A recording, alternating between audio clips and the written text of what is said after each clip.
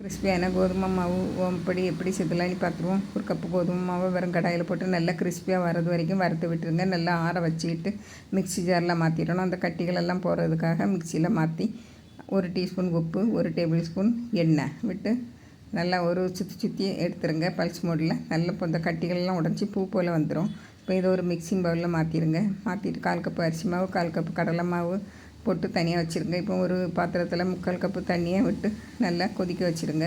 இப்போ இதில் ஒரு பாத்திரத்தில் சின்ன பாத்திரத்தில் ஓமத்தை நல்லா ஊற வச்சு அதில் 5 பல் பூண்டு சேர்த்து நல்லா அரைச்சி இந்த தண்ணியை வடிகட்டி இந்த மாவில் விட்டுருங்க.